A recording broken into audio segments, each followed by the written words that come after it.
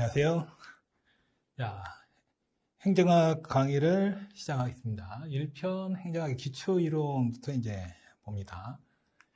자, 1편에서 우리가 다루게 될 내용은 행정이 무엇인가와 행정학이 무엇인가에 관한 것인데, 자, 행정의 본질이라든가 이런 걸 파악하기 위해서 행정의 특징이나 수요, 기능, 변수, 과정, 문화나 또 행정의 가치로서 이념, 이런 것들을 각각 살펴보게 되고요.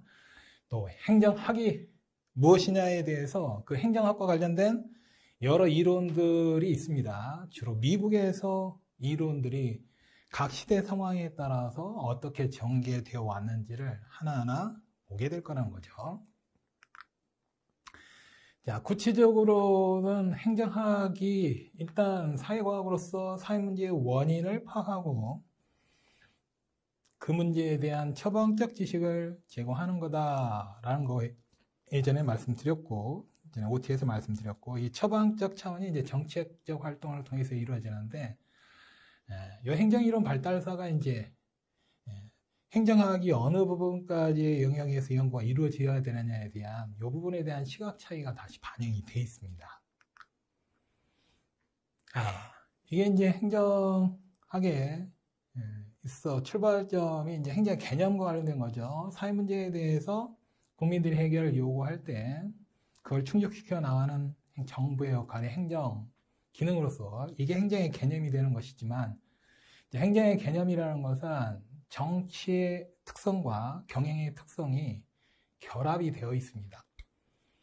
행정학이 오랜 역사를 가진 게 아니라 기존에 이미 형성되었던 정치학이나 경영학이라고 하는 대표적인 학문 체계가 혼합된 영역에 존재하면서 형성이 된 게 행정학이 됩니다. 그러다 보니까 이 행정이라는 것이 뭐와 더 닮았느냐에 대한 논쟁이 행정과 정치와의 이론론, 이원론, 자, 닮았다, 안 닮았다가 되는 거죠. 또 행정과 경영 간의 이론론, 이원론, 즉 경영과 행정이 닮았다, 안 닮았다 이렇게 되는 건데, 정치와 닮으면 경영과 안 닮았다, 또 경영과 닮았으면 정치와 안 닮았다 이렇게 매칭이 되다가 오늘날에 와서는 정치성과 경영성을 가지고 있다는 것을 다 인정을 합니다. 두 가지 특성이 다 있다는 거죠. 어쨌든 행정과 경영에 대해서 행정을 공행정, 경영을 사행정 이렇게 부르기도 합니다. 즉 앞으로 사행정이라는 표현이 나와도 뭐 행정의 뭐 사적 분야 이런 게 아니라 사행정은 경영을 부르게 되면서 Private Administration이라는 걸 번역하다 보니까 사행정이라는 표현이 됐을 뿐 경영을 의미하는 것이고, 주체와 목적이 차이가 있죠. 공공부문에서 즉 정부나 공기업이 공익적 목적의 활동을 하느냐, 또는 민간의 기업이나 개인이 돈을 벌기 위해서 이인 추구 활동을 하느냐, 이게 차이가 있는 것이 되고요. 자, 상대적으로 이런 이제 경영성을 더 강조하면 이론론이 되겠죠. 이 공공 부분의 특성이 더 강조되면 정치성이 더 부각이 되는데요. 자, 이 행정 개념을 둘러싼 시대적 가변성에 따른 행정 이론의 발달사가 이 장에 나와 있는 행정학 발달과 주요 접근 방법에서 나옵니다. 각 시대 상황에 따라서 사회 문제가 달라지니까 국민들의 행정 수요나 행정 기능도 달라지면서 행정의 개념도 변천이 되어 가면서 행정과 정치가 유사하다, 경영과 유사하다는 시각도 달라지게 된 거죠. 자, 우선 이제 행정의 개념과 관련되어서 1장 1절에 보면 행정의 의미와 관련해서 행정의 개념이 나오는데요. 자, 미국에서 administration이라는 단어를 쓸 때요, 광해 행정하게 되면 이거를 뭐 행정을 만약에 administration을 보게 되면은 고대 합리성을 띠는 협동적 집단행위로 본다라고 했는데, 미국에서 어드미니스트레이션 하게 되면 어떤 목적 달성을 위한 활동하는 데 필요한 수단적인 것들, 인적 물적 자원이나 이런 것들을 관리하는 활동을 어드미니스트레이션이라고 하게 됩니다. 그래서 넓은 의미의 행정이라면 이 어드미니스트레이션을 말하는 것이고, 이걸 다시 두 가지로 구분을 하게 되면 하나가 프라이빗 어드미니스트레이션, 또 하나가 퍼블릭 어드미니스트레이션이 되죠. 이게 사행정, 이게 공행정이 되고 경영과 행정이라고 볼 수 있습니다. 그래서 좁은 의미의 행정이다 하게 되면 이 프라이빗 어드미니스트레이션만을 말하게 되는데, 주체와 목적이 구분이 된다 했죠. 민간 부분이 이윤 추구하는 활동, 경영, 사행정이고, 자, 정부 조직이나 공공기관, 즉 공공 부분의 조직이 공익적 활동을 하는 것이 Public Administration, 자, 공행정, 협의행정이 되는 겁니다. 그래서 넓은 의미의 행정으로 봤을 때는 경영과 행정이 구분이 안 되는 겁니다. 고도의 합리성을 띠는 협동적 집단행위라 했는데 이건 나중에 보겠지만 행태주의라고 하는 행태주의 학자인 사이먼이 말하기를 자, 행정은 집단적 협동적 의사결정이다 이런 표현을 했습니다. 여럿이 모여서 협력을 해가지고 목표와 수단에 관한 의사결정을 내리는 활동이다 했지만 이거는 행정과 경영 다 동일하게 갖는 특성입니다. 집단성이나 협동성이라든가 자, 목표와 수단에 관한 합리적인 결정을 하는 것은 다 동일한 특징이 되죠. 그래서 공과사, 즉 민간 부분, 행정 부분 구분하지 않고 보편적으로 나타나는 특성이기 때문에 이 개념만 가지고는 행정과 경영 구분해서 보기는 어렵다 이거죠. 하지만 좁은 행정은 목적이 공적 목적이고 또 주체가 정부나 공공조직, 공기업 같은 거.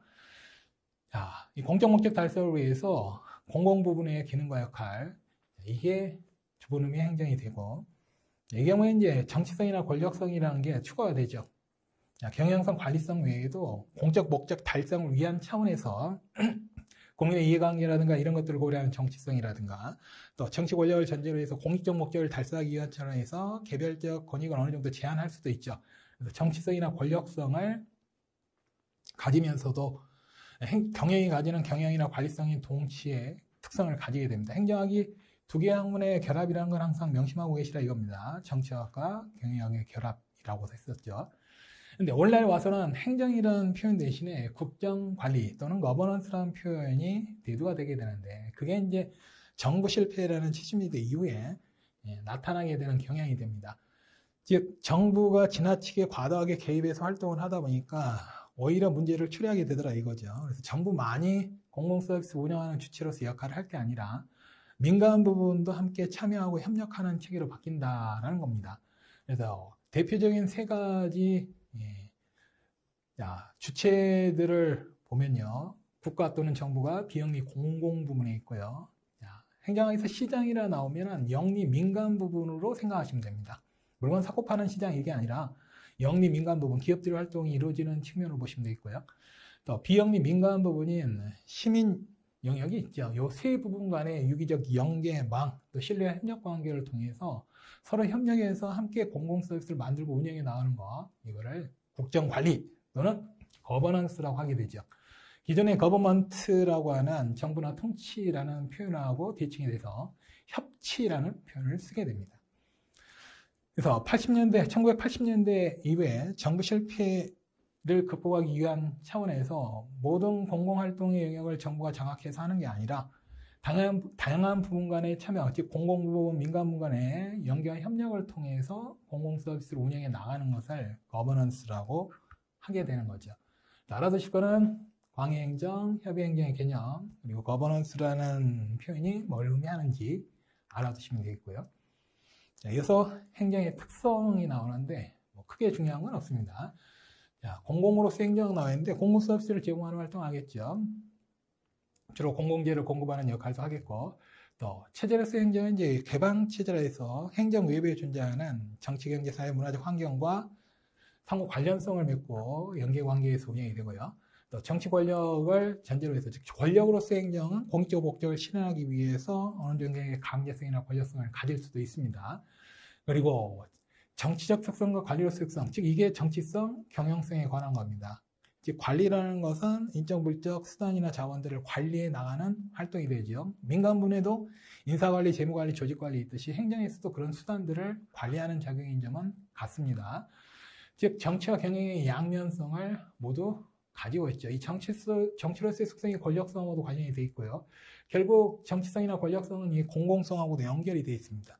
즉 공익적 목적을 실현하기 위한 차원에서 일반 국민들의 이해관계를 충분히 고려하는 차원이고 또 공익적 목적을 위한 차원에서 어느 정도의 강제적 권력적 작용을 토대로 해서 개인의 자유나 권리를 제한해서라도 전체의 공익을 위한 차원의 행동도 가능하다는 겁니다. 그래서 이게 행정의 개념상의 특징이다라고 하시면 되겠고, 자, 이어서 행정의 공공재적 특성이 나오는데요. 자, 공공재는 민간재하고 대칭이 되는 특성입니다. 공공재하고 민간재를 구별할 때 가장 대표적인 특성은 비경합성과 비배제성입니다. 자, 경합성과 배제성을 가지면 민간재가 되고요. 비경합성과 비배제성을 가지면 공공재가 됩니다. 그래서 소비 측면의 특성이 이 두 가지 특성이 공공재와 민간재를 구별하는 기준이 되는데요. 자, 우선 이 특성부터 보죠. 비경합성은 경합하지 않는다는 거죠. 타인의 소비가 자신의 소비에 영향을 미치지 않는다. 내가 소비해도 다른 사람의 소비를 방해하지 않는다는 겁니다. 그래서 이런 특성을 생각하실 때는 대표적인 공공재인 국방 서비스 같은 걸 생각하시면 됩니다. 국방 서비스라든가 치안 서비스 또는 등대라든가 일반적인 도로라든가 이런 걸 생각해 보시면 내가 이용한다 하더라도 타인이 이용 못하는 건 아니라 이겁니다. 그래서 모두가 함께 사용한다는 공동 소비성이라는 특징을 가지게 되죠. 자, 이럴 경우에 누구나 똑같은 양의 소비를 할 수 있다는, 즉 비경합성에서 파생될 수 있는 특성이 등량 소비성이 됩니다. 양자가 들어가 있죠. 동일한 양의 서비스를 이용한다. 그래서 교재에서는 동일한 이익을 얻는다 이런 표현이 있는데 이익을 얻을 수는 있겠죠. 동일한 양의 서비스를 이용하는 그 이익을 얻는다는 것이지, 자, 주의하실 거는 동일한 효용이나 만족을 얻는다 하면 틀립니다. 이건 주관적인 요소가 되어버리기 때문에, 자, 국방 서비스로부터 얻게 되는 주관적인 만족이나 효용은 사람들마다 차이가 있을 수 있습니다. 그래서 동일한 양의 서비스를 이용할 수 있는 것이지 동일한 효용이나 만족을 얻는다 하면 틀린 것이 되고요. 비경합성에서 파생될 수 있는 것이 여기는 공급 측면에 있지만 비분할성도 연결성은 있습니다. 즉 경합하여 소비가 경합되지 않는다는 것은 내가 소비해도 타인의 소비를 방해하지 않는다는 것은 쪼개서 낱개 단위로 소비가 안 되고 함께 소비가 된다는 거죠. 공동 소비성이고 비분할성하고도 관련이 됩니다. 즉 낱개 단위로 분할해서 소비가 되지 않고 전체로서 하나로서 소비가 되죠. 국방 서비스 1인분, 2인분 낱개 단위로 구분이 안 되는 거죠. 민간재는 성격이 다르죠. 자, 누군가 먼저 소비해버리면 타인은 소비할 수 없게 되는 것이고, 낱개 단위로 냉장고 한 대, 자동차 한 대 이렇게 분할해 소비도 가능한 것이고, 자, 돈 있는 사람만이 또 이용할 수도 있고, 또 먼저 소비해버리면 딴 사람 이용 못하기 때문에 등량 소비성도 충족이 안 되죠. 자, 소비 측면의 두 번째 특성인 비배제성이 나와 있는 것은 무임승차성이라고도 하고요. 자, 무료를 말합니다. 즉 이용 요금을 내지 않는다 하더라도 소비 대상에서 배제시키지 않는다. 그래서 비배제성 이렇게 표현했습니다만은 그냥 공짜, 무료라고 생각하시면 되겠고요. 자, 나머지 특징들을 더 보시면요. 비시장성인데요. 결국은 소비 측면에 이런 특성이 있기 때문에 시장에서 공급되지를 않습니다. 비경합성, 비배제성이라는 특징은요. 자, 어차피 무료로 이용할 수 있고 내가 소비하는 데 있어서 배타적인 소비권을 보장받지도 못하죠. 또 돈 준다고 해서 내 것만 되는 게 아니라 남이 다 소비할 수도 있는 것이고, 또 돈을 굳이 지불하지 않더라도 이용할 수 있는 것이라서 공급해봐야 어차피 돈을 받지도 못하는데 생산하지도 않을 것이고, 그래서 이런 재화들은 시장에서 공급하도록 둘 경우에 적절하게 공급되지 못합니다. 즉 과소공급, 아예 공급이 안 될 수도 있죠. 자, 그래서 정부가 개입해서 직접 공급하게 됩니다. 국방 서비스라든가 치안 서비스라든가 등대라든가 일반 도로라든가 이런 것들을 정부가 일반 국민들의 세금 받아서 공급을 하게 되죠. 자, 그리고 비경쟁성, 모든 공공 서비스가 비경쟁성을 가지는 건 아니지만 공공재의 일반적인 특징은 비경쟁성, 즉 독점적 공급입니다. 정부만이 공급을 하죠. 물론 이제 위탁을 통해서 생산을 민간에 맡길 수는 있지만 정부가 책임을 지면서 독점적으로 공급을 해 나가는 건 일반적인 특징이 됩니다. 그래서 공공재로서의 특징에서는 비경쟁성, 즉 정부가 독점적 공급을 한다. 이런 의해서 이제 나중에 정부 집행론에 보면 X 비효율성이라는 걸 초래할 수도 있습니다. 즉 독점적 운영을 하다 보니까 효율적인 운영을 하려는 노력이 약화되면서 근로력이 약화되고 생산성이 낮아지는 측면이 초래될 수는 있죠. 자, 세 번째는 비저장성, 비축적성이라 해서 저장해놨다 쓸 수 없다 이거죠. 만들어지면 바로 소비가 돼야 된다 이겁니다. 국방 서비스 생각해 보십시오. 저장했다 쓸 수는 없죠. 뭐 1년부 저장했다 쓴다든가 이런 게 아니라 만들어지면 바로 소비되는 특성, 비저장성이라고 합니다. 그리고 형태가 따로 없기 때문에 성과가 어느 정도 났는지, 자, 어느 정도나 만들었는지, 즉 국방 서비스의 성과를 측정할 수 있는 계량적인 요소가 따로 있는 건 아니죠. 즉 국방력을 물리적인 어떤 무기나 이런 것만 가지고 군인 수만 가지고 측정할 수는 없는 것이기 때문에 국민들의 국방 서비스와 관련된 심리적 안도감이나 이런 것도 다 포함될 수 있는 것이라서 성과의 측정이 곤란하다는 한계도 있습니다. 자, 그리고 내생적 선호라 했는데 외생적 선호면은 외부로 표현을 해내지만 안으로만 가지고 있다는 거죠. 선호의 내생성. 즉 소비자 선호의 파악이 곤란하다. 즉 나는 이 공공 서비스를 얼만큼 원한다는 걸 겉으로 표출을 안 한다는 겁니다. 자, 민간재는 표출을 하죠. 어떻게? 물건 3으로써요. 그 물건을 소비하면 소비자의 선호가 표출이 되는 것이고 그게 이제 수요 곡선으로 도출이 되는 것이죠. 가격과 수요량 간의 상관관계가 표현이 되지만 공공재 같은 경우는 무료이기 때문에 진정한 선호를 개인이 표출하지 않습니다. 그래서 어느 정도의 공공재 수요가 있는 것인지 정확한 수요를 판단하기 어려워서 정부 실패가 또 나타날 수도 있죠. 적게 공급할 수도 있고, 즉 정부가 개입해서 직접 공급을 하게 되지만은 과소나 과다 공급이 발생할 수도 있는 것이죠. 정확하게 예측을 하지 못하다 보니까. 그래서 소비자의 선호를 파악하기 힘들다. 때로는 뭐 경제에서 말하는 소비자 선호 이론의 적용이 어렵다 이런 표현을 씁니다. 그 말은 이제 수요 곡선 같은 게 도출이 어려워서 국민들이 어느 정도의 공공재를 원하는지 그 수요를 정확히 판단하기가 어렵다는 얘기가 되는 거죠.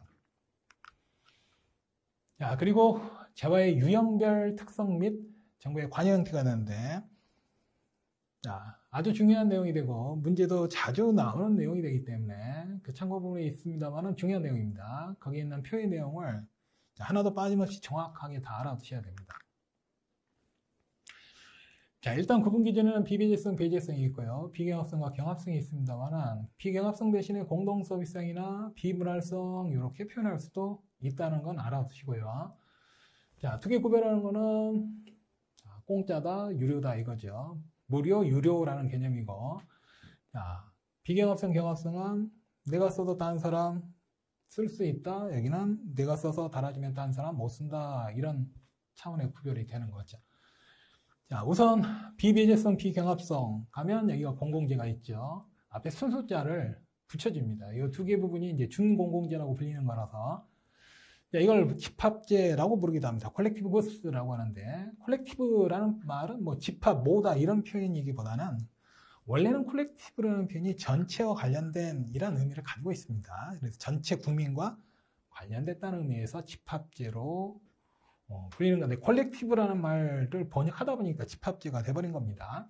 모아놨다는 뜻이 아니라 전체 국민과 관련된 공공이익과 관련된 공공재를 콜렉티브 구스라고도 표현하니까 문제에서 집합재 나와도 비배제성 비경합성을 가진 공공재를 말하는구나 이렇게 보시면 됩니다. 자, 그러면 이 반대편에 민간재가 있겠죠. 돈 내야 된다. 돈 안 내면 배제시킨다. 또 누군가 소비해버리면 다른 사람은 소비할 수 없다. 먼저 소비해버리면 부족함이 이제 품절이 생기는 거죠. 그래서 경합성 발생합니다. 그래서 이걸 민간재, 사적재, 사용재라고도 합니다. 개인적으로 사용한다 이런 표현을 써서 프라이빗 구스를 번역을 하면서 민간재, 사적재, 사용재라고 표현을 하죠.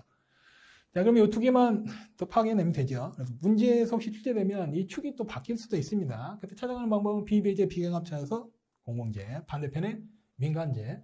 자, 배제성이니까 돈 내라, 유료니까 요금제 가시면 됩니다. 요금제나 유료제. 자, 톨자 붙었죠. 톨게이트 지나면은 자, 고속도로 같은데 톨게이트 요금 내라고 돼 있죠. 톨고스입니다. 그래서 요금제. 여기는 돈 안 내도 되는 거죠. 왜? 같이 소유하고 있는 한 개인의 소유가 아니니까요. 그래서 공동소유제, 줄여서 공유제라고 합니다. 그래서 표가 나오면은 비배제, 비경합 공공재 가고요. 대칭에 민간재 있고 돈 내라 요금제, 돈 안 내도 되면 공유제 이렇게 일단 찾아가시면 되고요. 자, 각각의 이제 특징을 보게 되는데 먼저 공공재에 대한 특징을 먼저 봅니다. 자, 이미 아까 간단하게 봤죠. 비배제성, 비경합성을 합니다.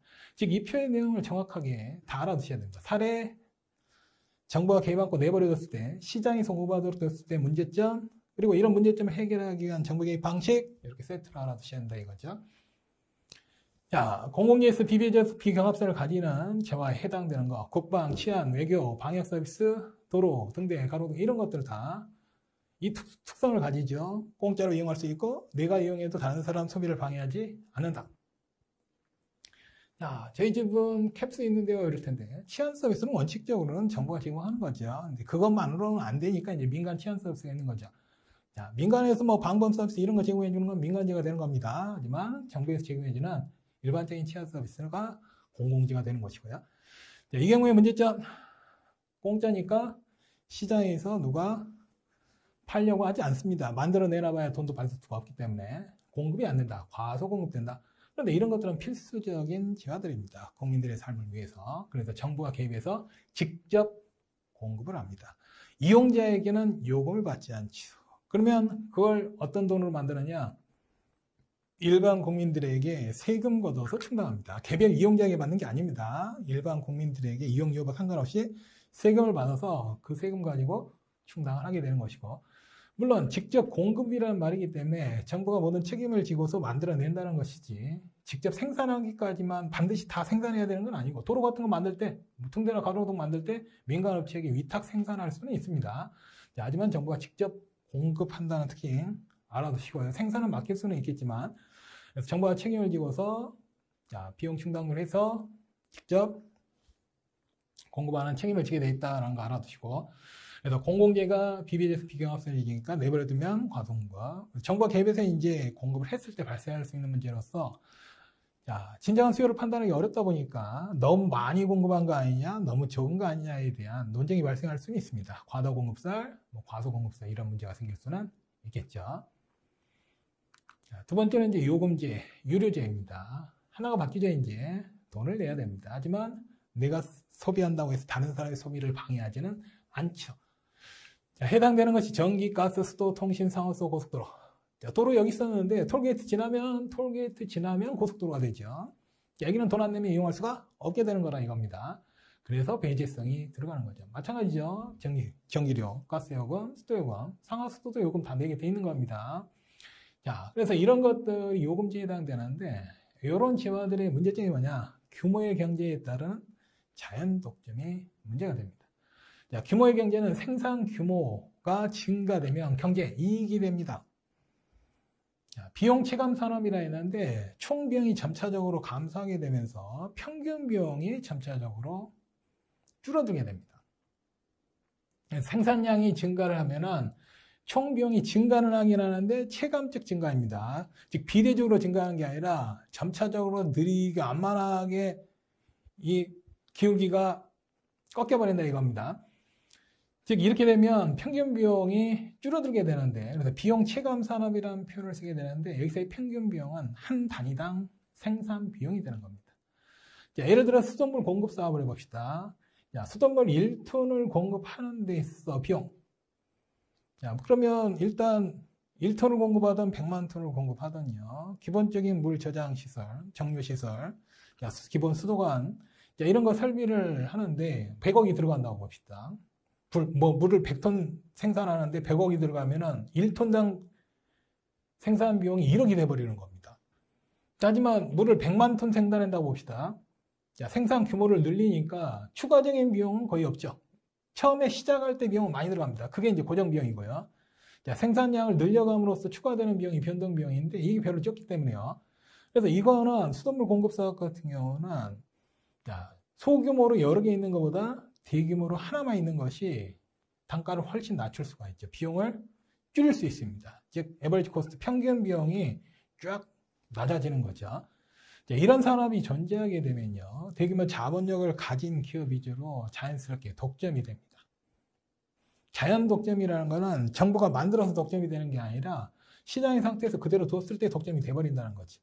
즉 막대한 초기 투자 자본을 감당할 수 있는 기업 위주로 독점화가 되게 되고, 독점의 기본적인 특성은 오히려 공급량을 줄여버렸을 때 가격을 인상시킴으로써 훨씬 더 많은 독점 이윤을 챙길 수가 있게 됩니다. 그래서 독점의 폐해인 과소공급이나 가격 인상을 초래하기 때문에 여기에 대해 정부가 개입을 합니다. 그래서 가격 규제라든가 생산량 규제라든가 이런 이제 정부 규제가 이루어지기도 하고, 또 국민에게 필수적인 제어 같은 경우는 직접 공급하기도 하죠. 주로 공기업을 활용해서 직접 공급하기도 하는데 한국전력공사, 한국가스공사 이런 것 등이 대표적인 이런 공기업 활동들이 되죠. 즉 정부 개입 방식 약간 차이는 있죠. 여기는 직접 공급이었는데 여기는 정부 규제도 가능합니다. 규제를 하던가 직접 공급하는데 이 경우는 서비스 공급하면서 유료입니다. 이용자에게 개별 이용자에게 요금을 받는다는 거죠. 자, 세 번째는 공유제인데요. 공동으로 소유하고 있는 것이기 때문에 자, 이번엔 비배제성입니다. 돈을 안 내도 배제시키지 않습니다. 하지만 경합성을 가지기 때문에 그걸 써서 달아지면 다른 사람 이용 못하는 거죠. 자연자원에 해당되는 모든 것들은 다 공유제에 해당이 됩니다. 자, 산이나 강, 계열과 수도, 오족자원, 천연자원, 관계용수 같은 것은 논에 이렇게 물대기 위해서 주변에 흐르는 하천에서 물을 갖다가 대죠. 즉 농업용수 같은 거 흐르는 것이 관계용수가 되는 겁니다. 한 논에서 먼저 물을 다 빼서 써버리면 다른 쪽에서는 못 쓰게 되는 거죠. 즉 경합성을 가집니다. 예산도 어떤 분야에 사용되면 다른 분야에 사용할 수가 없는 거죠. 국립공도 자연환경과 동일하게 보시면 됩니다. 그래서 자연환경에 해당되는 것은 무료로 이용할 수 있긴 하지만 과다하게 잘못 이용하면 오염이 돼서 다른 사람이 이용할 수가 없게 되는 문제를 초래하게 되는데 그게 바로 공유제의 비금 문제가 됩니다. 즉 과다 사용에 따른 자원 손실로 인해서 모두가 사용할 수 없게 되는 상황이 발생할 수가 있는 것이고요. 또 비배제성에 따른 비용 회피의 문제가 발생하는데 비배제성이죠. 공짜다 보니까 그 관리에 필요한 비용을 누가 부담하려고 하지 않습니다. 자, 그럼 국립공원 관리 같은 거 하는데 지금 이제 이용요금을 안 받기 때문에요. 그 관리에 필요한 비용을 개별 이용자에게 받을 수가 없다 이겁니다. 돈을 안 내도 이용할 수 있으니까. 자, 이로 인해서 그 비용의 회피 문제가 있으니까 이게 개입해서 정부가 공급 비용을 부담을 합니다. 즉 이런 관리에 필요한 비용을 정부가 부담하고요. 또 과다한 자원 손실을 막기 위해서 정부가 규제를 가하는데요. 공유제 비극에 대해서 좀 더 간단하게 보면요. 자, 공유제 비극 이론에서는 하딩이 처음에 주장했던 이론인데 인간은 일단 자기 이익만 추구하는 이익적인 존재를 보고요. 공유지의 성격이 비배제성과 경합성을 가지는데 자, 공유지라는 건 목초지고 함께 소유하고 있는 땅이기 때문에 누구든지 이용할 수가 있게 됩니다. 갑과 을이 함께 공동으로 소유하고 있는 목초지가 있는데 그럼 둘이 사용할 때 적정 사육 독수가 각각 3마리씩입니다. 그래서 자, 그 목초지의 절반 정도에서 풀을 뜯겨 먹이다가 어느 정도 먹이면 또 다른 쪽 절반을 옮겨서 풀을 뜯어 먹여야 또 이쪽에서 풀이 다시 나면 왔다 갔다 하면서 먹일 수가 있는데 자, 둘 다 자기 이익만 챙기다 보니까 과다 사용한다 이거죠. 자, 실제는 자기 욕심만 챙기면서 6마리씩 키워버렸습니다. 자, 결과가 어떻게 되느냐? 결국은 이제 더 이상 풀을 뜯어먹일 자리도 없이 다 공유지가 항무지가 된 거죠. 목초지가. 그래서 둘 다 소를 한 마리도 키울 수가 없게 된 거죠. 자, 무료이니까 과다 사용합니다. 인간이 이기적 존재죠. 공짜니까 과다 사용하게 되고 이로 인해서 자원이 고갈되어서 아무도 사용할 수 없게 되죠. 경합성을 가졌다는 얘기입니다. 그래서 이 공유주의 비극의 결론은 개인이 자기 이익을 추구하도록 내버려 두게 되면 공익이 저해될 수도 있다는 것이고요. 또 자원의 과다 사용에 따른 고갈 문제를 지적한 것이기도 합니다. 이렇게 개인이 자기 이익을 추구하도록 내버려 두면 안 되겠다라는 거니까 정부가 개입해서 개인의 이기적 행동을 규제하기 위한 정부 규제가 필요하다는 거죠. 그래서 이 공유제에 대한 정부 개입 방식은 정부가 규제를 가하거나 공급비용, 관리비용 이런 것들을 정부가 부담하는 건데 이 규제 방식은 이제 예를 들어서 이런 환경을 오염시켰을 경우에 거기에 대한 벌금이라든가 부담금을 부과시킨다든가 이런 방식으로 할 수가 있게 되겠죠. 자, 마지막에 민간재 같은 경우는요. 자, 이 경우는 배제성과 경합성을 가지고 일상생활의 모든 재화들이 대부분 다 민간재의 성격을 가지며 자, 시장에서 응익주의 즉 이익에 따라서 돈을 받는다는 겁니다. 유료라는 소리입니다. 사용자 부담 또는 수익자 부담, 응익주의 같은 표현이 되고요. 수요 공급 원리에 따라서 시장에서의 수요 공급에 따라서 원활하게 이루어지게 되면 정부가 개입하지 않는데 즉 웬만하면 자율성을 보장하지만 예외적으로 정부가 개입을 합니다. 즉 소비자의 안전이나 건강 또 이런 걸 위해서 규제를 가하거나 또 저소득층 같은 경우는 기본적인 민간재 소비도 못하는 경우가 있으니까 식료품 지원이라든가 이런 기본적 수요 충족을 위한 지원 기능도 할 수가 있는 것이 되죠. 그래서 재화의 유형별 내용을 봤는데 도로 같은 경우는 왔다 갔다 될 수 있습니다. 자, 일반적인 도로는 공공재인데 고속도로나 유료도로를 가게 되면 요금제가 되는 것이고요. 자, 일반적인 도로가 공공재이지만 출퇴근길에 러시아 시간에 차가 막혀서 못 나가게 되면 이 경우에는 공유제가 되는 겁니다. 자, 그리고 고속도로가 다시 자, 추석이나 설날 때 귀성길이나 귀경길에 차가 막혀서 못 나가게 되면 그때는 다시 민간제가 될 수 있는 것이죠. 그래서 정상적인 이용을 할 때에는 일반적으로 비경합성을 가지지만 일시에 많은 이용자가 이용할 경우에는 경합성을 가지게 되는 경우가 생기는 거죠. 그런 것들은 이제 혼잡제라는 표현을 쓰기도 합니다만 크게 중요한 건 아니고 어쨌든 네 가지 재화에 대한 내용 봤듯이 자, 사례가 바르게 연결된 것은 이렇게 나올 수도 있고요. 또 각각의 특성을 물어볼 때 이제 시장에서 공급됐을 때 어떤 문제가 생긴다. 그래서 정부가 이런 문제를 해결하기 위해서 어떻게 개입을 한다. 이런 식으로 출제가 되기 때문에 그 내용들을 잘 알아두셔야 되겠고요. 자, 이어서 행정의 의의와 관련돼서 행정학적 행정 개념의 전개와 관련된 내용이 나옵니다. 자, 이거는 29페이지에 있는 제3절 3절의 1에 나와 있는 행정과 정치 두 개가 결합이 되어 있기 때문에 두 부분을 함께 연결해서 보겠습니다. 자, 같이 설명을 하겠고요. 이거는 이제 부과된 보조 자료에 보시면 전체적인 전개도가 나옵니다. 그것과 함께 보시면 됩니다. 자, 이론의 전개 과정들이 쭉 대표적인 것들이 나오죠. 이 이론들은 이제 개별적으로 따로 나중에 봅니다. 이 두 개는 나중에 안 봅니다만 이 이후에 나중에 행정이론의 발달에서 이 내용들은 다시 보게 될 거라 이거죠. 자, 우선 19세기의 근대 입법국가 상황에서 작은 정부 상황에서 이제 나오게 되는 것이 행정관리론이 있고요. 또 현대행정과에서 큰 정부와 더불어서 통치 기능설이 나오죠. 그 외에 이제 행태주의, 또 발전행정, 탈행태주의, 또 정치관리설이나 신행정론, 또 정부 집회에 의해 작고 효율적인 정부를 추진하는 과정에서 신공관리론이나 신국정관리론. 일단 전개 과정은 이렇게 진행이 된다라는 것을 알아두라 이거죠. 즉 OT 시간에도 얘기했듯이 처음에 행정 소개할 때도 얘기했듯이요. 각각의 이론이 시대 상황에 따라서 배경이 있고요. 또 과거의 이론 자체의 문제점을 지적하면서 나오고 또 그 시대 상황에서 필요한 행정 이론이 뭔가에 대한 것을 답을 제시하는 차원들이 연결이 되는 겁니다. 자, 우선 행정관리설을 보는데요. 자, 1880년대죠. 즉 배경 자체는 행정관리론이 나온 거는 19세기 말입니다. 자, 근대 입법국가 상황에서 산업화가 되면서 행정관리론이 나옵니다. 19세기 말에 산업혁명과 더불어서 산업화가 되고 행정기능이 확대되면서 행정관리론이라는 게 나오는데요. 자, 이거를 기술적 행정학이라고 그러고 정치행정 이원론과 관련이 되어 있죠. 자, 의 보기 전에 생립병을 보시면요. 의 부분, 이 부분은 따로 교재는 안 찍혀 있습니다만 이건 이따 설명하겠고 성립병에 오면 역관지 극복의 필요성이 있습니다.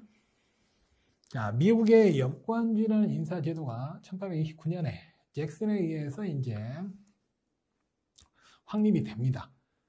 자, 역관주의는 스포일 시스템이라 해서요. 우리나라에서 쓰는 역관, 사냥할 역, 또 관직. 자, 사냥의 공세훈자에게 관직된다. 직역하면 이렇게 되지만은, 스포일 시스템은 의역을 하게 되면요. 역관이란 말은 정치적 기준에 입각한 공직 임용 체제를 말하는 겁니다. 스포일 시스템을 번역하면서 그렇게 되는데, 어차피 스포일스라는 말도 전리품입니다. 그래서 영어로는 스포일 시스템이 역관주의를 뜻합니다만, 자, 선거에서 이긴 정당이, 즉 선거라는 전쟁에서 이긴 정당이 공직을 전리품처럼 가져가는 제도다라고 해서 스포일 시스템이라 했는데, 자, 잭슨이 집권하게 되면서 자기 당 당원들로 대거 공직을 경질해서 임용을 해버립니다. 자, 이게 이제 역관주의의 확립과 관련이 되어 있는데요. 즉, 이 당시에 공무원의 임용 기준은 자기 당에 충성하고 당파성이죠. 또 정치적인 기준에 따라서 임용하는 방식이었습니다. 그래서 집권정당의 당원들이 공직에 대거 임용되어서 정권이 교체될 때마다 대량으로 공무원이 바뀌게 되는 거죠. 자, 물론 이제 그게 가능했던 시절이었습니다. 농업사의 상황에서는요. 행정 업무라는 게 단순하고 누구든지 다 맡을 수 있는 일반 상식만 있으면 다 행정 업무가 가능했으니까. 하지만 19세기 말에 산업사회가 되어가게 되면서 도시화가 진행되고 도시 문제가 다양하게 발생하면서 산업시설 규제라든가 도시 문제에 대응 차원에서 행정의 기능이 복잡, 다양, 전문화됩니다. 그 상황에서 무능한 정치인들, 즉 정당의 당원들을 일반 상식만 가졌는데도 불구하고 임명을 하다 보니까 전문적 능력이 없는 자들에 의한 행정 운영에 의해서 비능률성이나 비전문성을 초래하죠.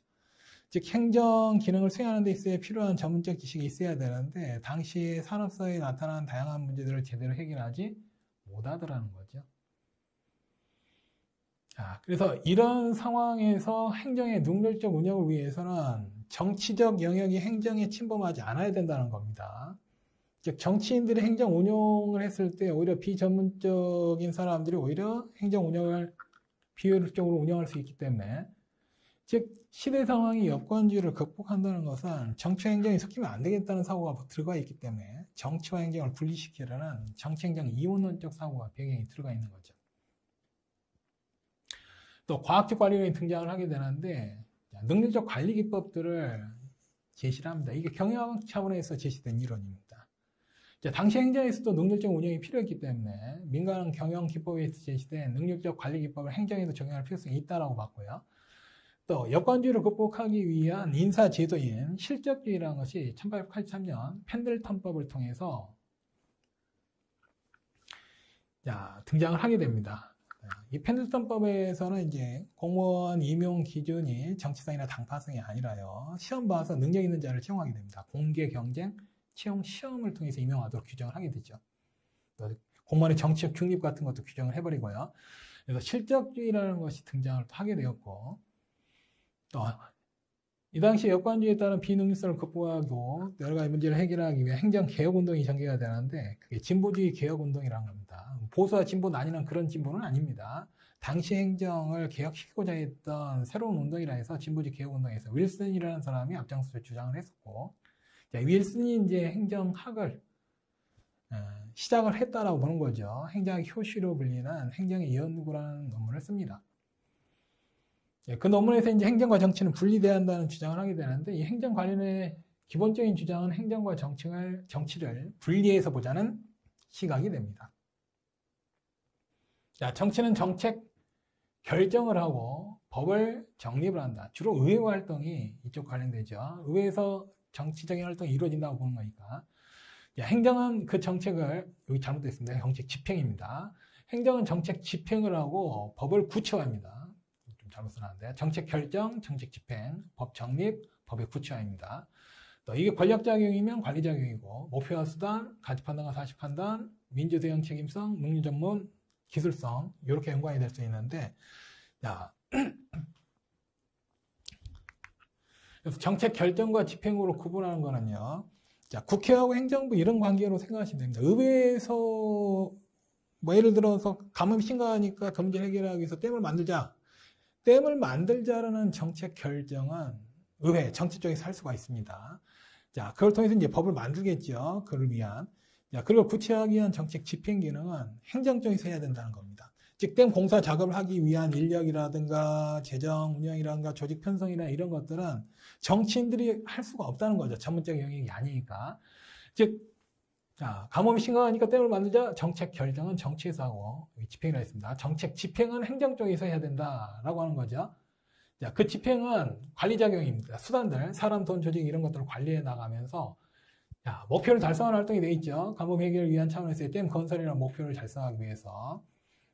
그리고 국민들을 위한 차원에서 바람직한 거니까 댐을 만들겠다는 가치 판단적 활동이지만 댐을 만들기 위한 수단이나 방법, 사람, 돈, 조직을 어떻게 운영할 것인가에 관한 거는 사실 판단이 되는 겁니다.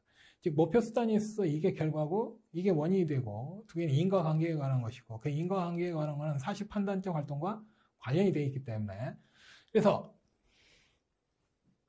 구체적인 수단을 어떻게 운영해야 목표를 달성할 수 있는가? 사람, 돈, 조직을 어떻게 활용해야 댐이 완성이 되는가에 관한 건 사실 판단적 활동이 되는 것이고 그래서 정치에서 요구되는 이념은 국민을 위한 차원에서 국민의 요구에 부응하고 국민에게 책임을 지는 활동 이게 요구되지만 행정에서는 이게 아니라 자, 능률성, 전문성, 기술성 같은 것이 요구된다 이겁니다. 관리 기술로서의 기술성이라든가 이런 것들이 요구된다라고 봤던 것이죠.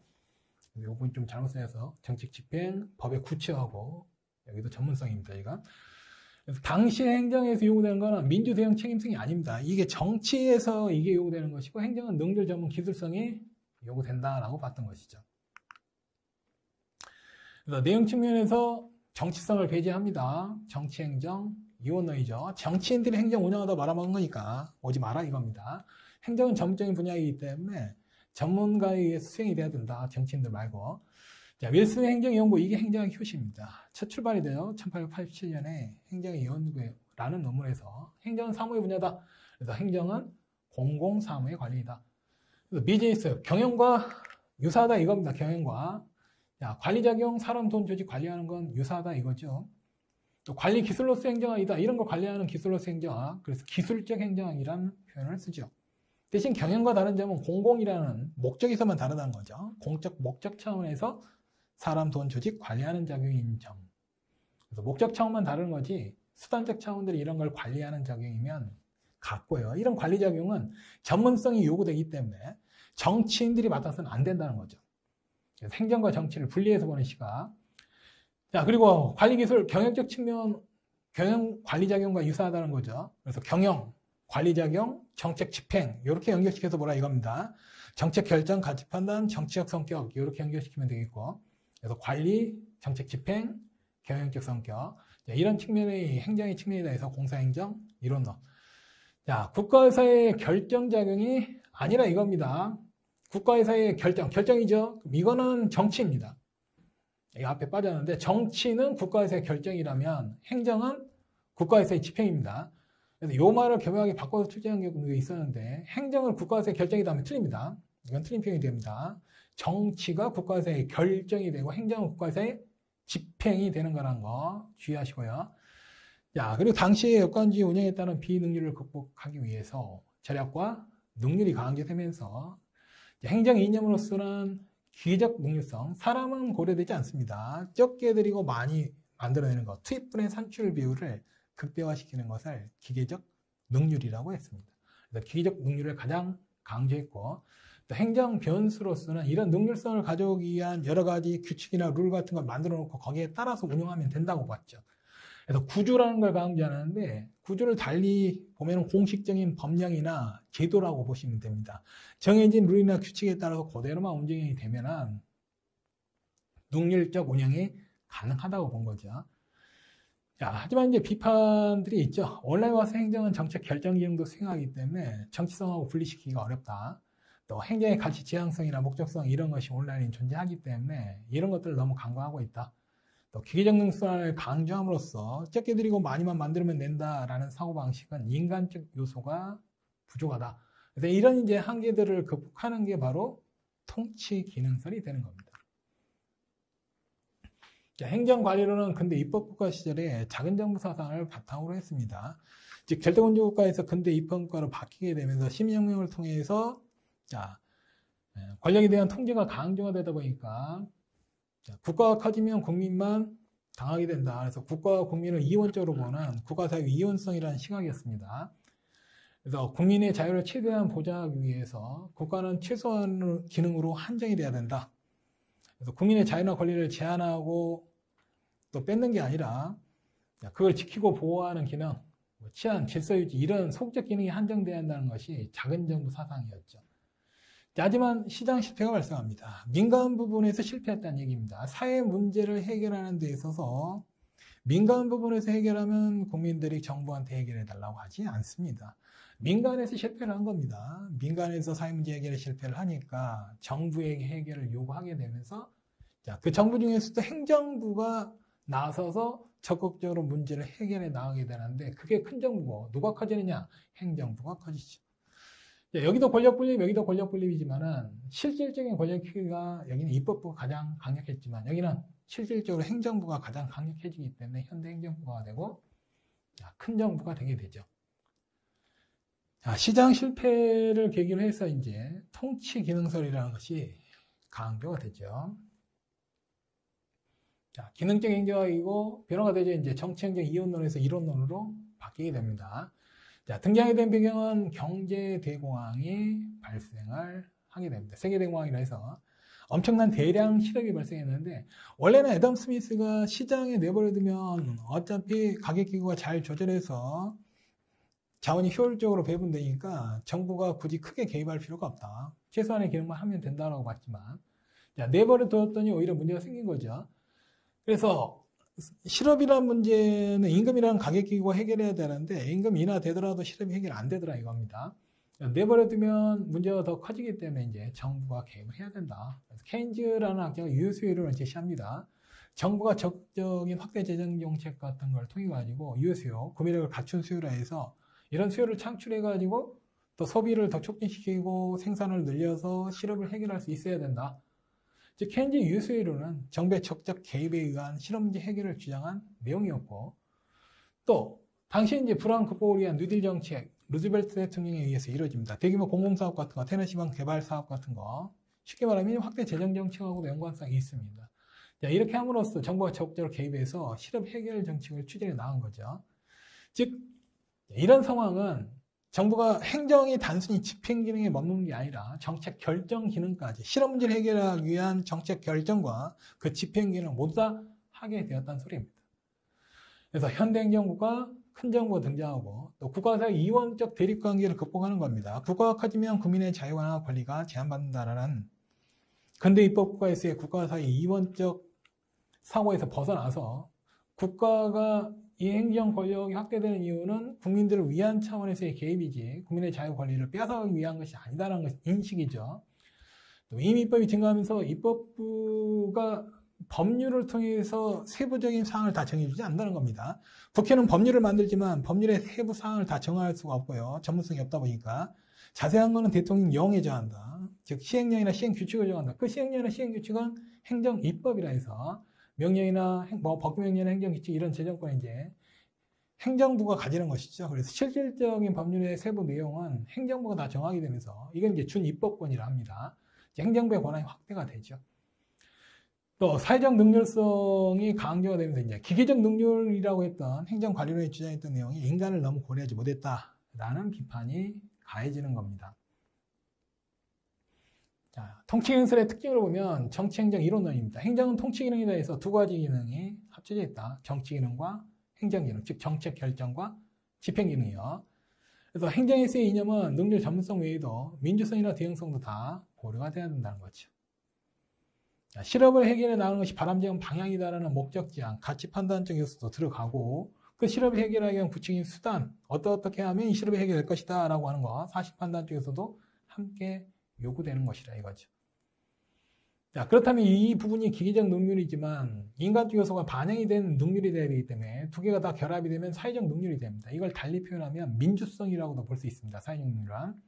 그래서 인간적 가치적 능률을 해서 기계적 능률에 반대해서 사회적 능률을 디막이 강조를 하게 되죠. 현대정치행정이라는 저수를 썼었고요. 여기에 사회적 능률이라는 개념을 디막이 강조를 했습니다. 자, 그리고 기능적 행정학이라는 것은 이런 정치 기능까지 한다는 걸 부각시키는 것이었고요. 또 정치와 행정은 상호 연속적 관계다. 그래서 배타적이거나 비연속적 관계다 하면 틀립니다. 이건 이제 애플비가 행정은 정책 형성이로 인해, 즉 정책 결정 기능도 한다는 겁니다. 그래서 정책과 행정이라는 저술을 해서 애플비라는 학자가 했던 내용이 되는 것이고, 정치행정 이원론인 굿노우라는 학자가 쓴 책은 정책과 행정입니다. 이거하고는 구별하시고요. 정책과 행정 잘못 썼습니다. 이게 정치와 행정입니다. 이 부분은 좀 주의하시면 되겠고, 제가 잘못 써놨는데 구별한다고 해서 제가 잘못 써놨는데, 정치와 행정은 굿노우가 썼습니다. 그래서 굿노우는 정치는 국가사의 결정이고 행정은 국가사의 집행이다 이렇게 봤기 때문에 결정과 집행으로 해서 나눠서 보는 시각이었고, 애플비는 정책과 행정입니다. 좀 잘못 썼습니다. 정치와 행정은 굿노우의 저술이라는 거 구별해서 아시면 되겠고, 그래서 통치 기능설이 30년대에 이제 제기가 되죠. 즉 1929년도에 세계 대공황이 발생하게 되면서 정부의 기능이 확대, 팽창하게 되고, 자, 거기에 따라서 행정의 정책 결정 기능까지 수행하게 되면서 정치적 역할 기능까지 하게 되면서 행정의 정치성이 이제 다시 부각이 돼서 행정이 경영과 정치성 다 가지고 있다라는 특성으로 이제 바뀌게 되는 거죠. 그래서 행정관리는 정치행정 이원론, 자, 통치기능설이 정치행정 이론론이 되는 겁니다. 이 두 개의 이론의 차이가 행정 개념 발달에서 자주 출제되기 때문에 두 개를 정확하게 구별해서 알아두셔야 됩니다.